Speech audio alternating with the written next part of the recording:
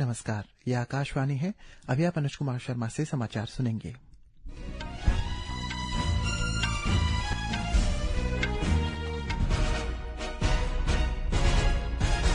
पहले मुख्य समाचार। प्रधानमंत्री नरेंद्र मोदी आज शाम फ्रांस के एवियन में आयोजित G7 शिखर सम्मेलन में भाग लेंगे। प्रधानमंत्री मोदी ने ब्रातिस्लावा में वाराणसी केंद्रित प्रदर्शनी की सराहना की। संबंधों को मजबूत करने में कला और संस्कृति की भूमिका पर बल दिया। अरुणाचल प्रदेश के 3 युवाओं आबिदा बेगम, ईशा कुमारी शाह एवं तावा वांग आताओ का चयन विकसित भारत यूथ पार्लियामेंट 2026 के राष्ट्रीय चरण में भाग लेने के लिए किया गया है। मुख्यमंत्री पेमा खांडू ने ईटानगर से transaction 2026 residency and film challenge के ऑनलाइन पोर्टल का औपचारिक शुभारंभ किया।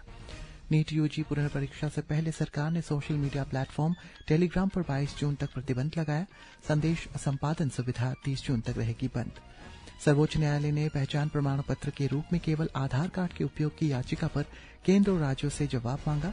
भारत ने महिला FIH Nations cup hockey tournament में जापान को हराकर सेमीफाइनल में प्रवेश किया।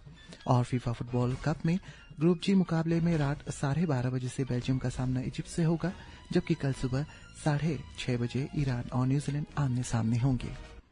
अब समाचार विस्तार से। फ्रांस के एवियन शहर में 52वां G7 शिखर सम्मेलन शुरू हो गया है। सम्मेलन में विश्व की अग्रणी अर्थव्यवस्थाओं के नेता प्रमुख अंतर्राष्ट्रीय चुनौतियों पर चर्चा कर रहे हैं।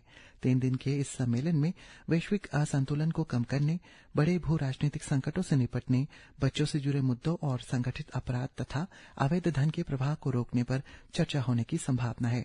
प्रधानमंत्री नरेंद्र मोदी G7 शिखर सम्मेलन में भाग लेने के लिए आज एवियन पहुंचेंगे। फ्रांस के राष्ट्रपति इमैनुअल मैक्रों उनका स्वागत करेंगे। प्रधानमंत्री सम्मेलन के विशेष सत्र में हिस्सा लेंगे। सत्र का विषय है नई भागीदारी बनना और अंतर्राष्ट्रीय एकजुटता पुनः स्थापित करना। सम्मेलन के दौरान कल प्रधानमंत्री मोदी की अमेरिका के राष्ट्रपति डोनाल्ड ट्रंप के साथ बैठक प्रस्तावित है। दोनों नेताओं के बीच विभिन्न क्षेत्रों में द्विपक्षीय सहयोग पर व्यापक चर्चा होने की उम्मीद है। और जानकारी हमारे संवाददाता से। जी जागृति, आपने वैश्विक परिदृश्य में आ रहे जिन बदलाव की बात की है वो बिल्कुल सही है। देखिए, अगर हम आज के डेट में G7 देशों की अर्थव्यवस्थाओं पर नजर डालें तो उनमें से कई ऐसे देश हैं जो अपनी वृद्ध होती आबादी और श्रमिकों की भारी कमी से जूझ रहे हैं। ऐसे में भारत के साथ साझेदारी उनके लिए काफी नेचुरल है और उनका बहुत सीधा फायदा उनको मिलता है। एक तो भारत के पास एक विशाल युवा और कुशल प्रतिभाओं का समूह है जो वैश्विक तकनीक और सेवा क्षेत्र का अभिन्न हिस्सा बन रहे हैं। लेकिन जागृति, यह साझेदारी केवल मानव पूंजी तक ही सीमित नहीं है। जैसा कि हाल में अपनाए गए भारत फ्रांस नवाचार रोड मैप को आप देखें, उससे साफ रेखांकित होता है कि G7 देश अब भारत को केवल एक विशाल उपभोक्ता बाजार के रूप में नहीं देखते हैं, बल्कि भारत एक अहम और विश्वसनीय भागीदार के रूप में उभरा है। आज के दौर में जैसे जैसे AI आर्थिक विकास की दृष्टि से महत्वपूर्ण होता जा रहा है, भारत में मौजूदा डिजिटल सार्वजनिक बुनियादी ढांचा समावेशी AI डेवलपमेंट के लिए किस तरह से सहायक हो सकता है?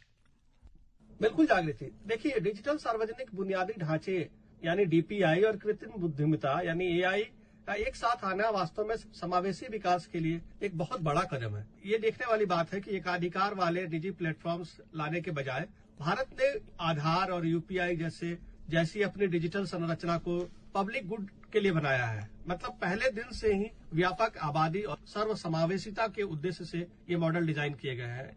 और अब जब आप इसमें AI को जोड़ देती हैं तो भारत का DPI बहुत विविधतापूर्ण, उच्च गुणवत्ता वाला और सहमति आधारित डेटाबेस प्रदान करता है, जो AI मॉडल्स को जिम्मेदार और निष्पक्ष बनाने के लिए बहुत जरूरी है। प्रधानमंत्री नरेंद्र मोदी ने कल स्लोवाकिया की राजधानी ब्रातिस्लावा स्थित राष्ट्रपति भवन में आयोजित वाराणसी केंद्रित प्रदर्शनी में कहा है कि कला और संस्कृति में लोगों को करीब लाने की शक्ति है। इस प्रदर्शनी में स्लोवाकिया के कलाकारों की कृतियां भी शामिल की गई।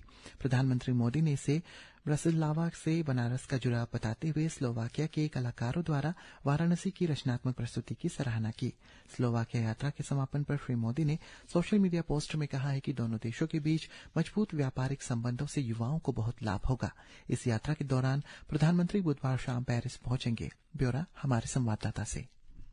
प्रधानमंत्री नरेंद्र मोदी गुरुवार की सुबह प्रमुख वैश्विक कंपनियों के मुख्य कार्यकारी अधिकारियों के साथ बैठक करेंगे। इन बैठकों का सिलसिला दोपहर तक जारी रहने की संभावना है। इसके बाद प्रधानमंत्री यूरोप के प्रमुख प्रौद्योगिकी और नवाचार आयोजनों में से एक विवाटेक शिखर सम्मेलन में भाग लेंगे और वहां संबोधन करेंगे। शाम को प्रधानमंत्री भारतीय समुदाय के एक विशेष कार्यक्रम में शामिल होंगे और प्रवासी भारतीयों से संवाद करेंगे। कार्यक्रम में भारत की समृद्ध सांस्कृतिक विरासत को प्रदर्शित करने वाली सांस्कृतिक प्रस्तुतियां भी आयोजित की जाएंगी। यह आयोजन भारत और फ्रांस के बीच जन से जन संबंधों को और मजबूत बनाने में सहायक होगा। महेश सोपड़े, राष्ट्रीय परीक्षा एजेंसी एनटीए ने बताया है कि आगामी नीट यूजी पुनर्परीक्षा के लिए पिछले 24 घंटों में 10 लाख से अधिक उम्मीदवारों ने अपने प्रवेश पत्र डाउनलोड कर लिए हैं। पुनर्परीक्षा 21 जून को होनी है। इस बीच पारदर्शिता बढ़ाने और पेपर लीक की आशंकाओं को समाप्त करने के लिए सरकार ने 22 जून तक टेलीग्राम एप्लीकेशन पर ऑनलाइन संदेश भेजने पर रोक लगा दी है। एनटीए ने कहा है कि ये प्रतिबंध नीट पुनर्परीक्षा के दिन और उसके तुरंत बाद तक लागू किए जा सकते हैं।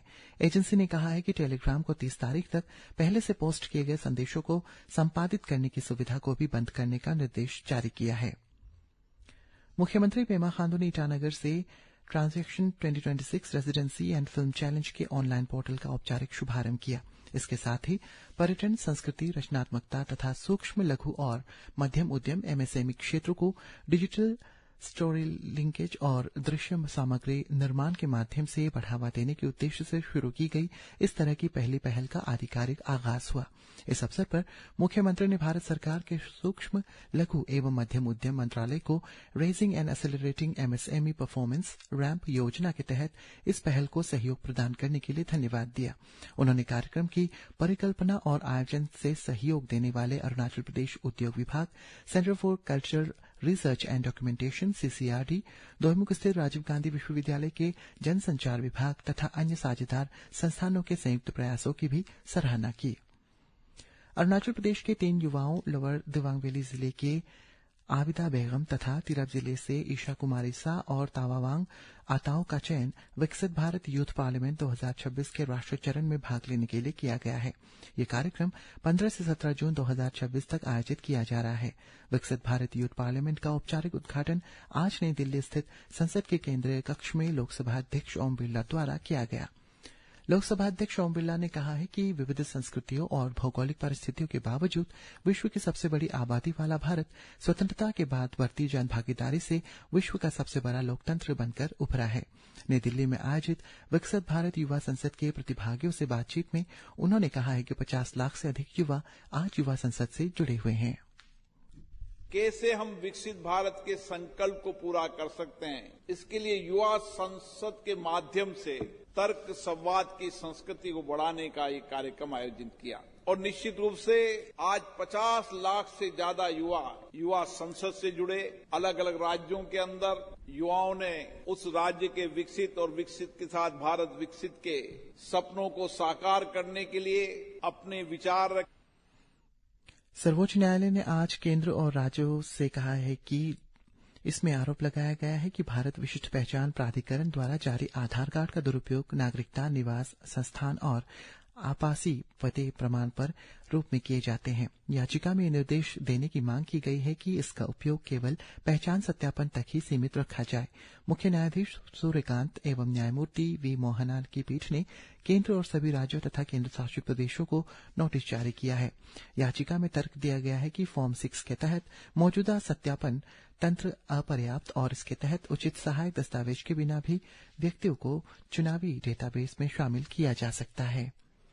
सरकार ने औषधि नियम 1945 में संशोधन अधिसूचित किया है। इसमें गांवों में कफ सिरप की बिक्री पर दी गई छूट वापस ले ली गई है। अब गांवों में कफ सिरप की बिक्री पर वितरण केवल विधिवत लाइसेंस प्राप्त फार्मेसियों के माध्यम से ही किया जाएगा। एक रिपोर्ट। स्वास्थ्य एवं परिवार कल्याण मंत्रालय ने एक अधिसूचना जारी कर कहा है कि औषधि नियमों के अनुसूची के में दवाओं के वर्ग शीर्षक के अंतर्गत शामिल सिरप शब्द को हटा दिया गया है। सिरप शब्द हटाए जाने के बाद अब खांसी के सिरप को इस छूट का लाभ नहीं मिलेगा। इससे पहले 1000 से कम आबादी वाले ग्रामीण क्षेत्रों में खांसी के सिरप की बिक्री को लाइसेंस संबंधी प्रावधानों से छूट मिली हुई थी। यह संशोधन सिरप आधारित औषधियों पर नियामकीय निगरानी को और सुदृढ़ करने तथा छूट संबंधी व्यवस्था को वर्तमान जन स्वास्थ्य और सुरक्षा आवश्यकताओं के अनुरूप बनाने के उद्देश्य से किया गया है। आनंद कुमार। और फीफा फुटबॉल विश्व कप में ग्रुप जी मुकाबले में रात 12:30 बजे से बेल्जियम का सामना इजिप्ट से होगा, जबकि कल सुबह 6:30 बजे ईरान और न्यूजीलैंड आमने सामने होंगे। ग्रुप एच के मैच में कल तड़के 3:30 बजे सऊदी अरब का मुकाबला उरुग्वे से होगा। इसी के साथ ये समाचार बुलेटिन समाप्त हुआ। नमस्कार।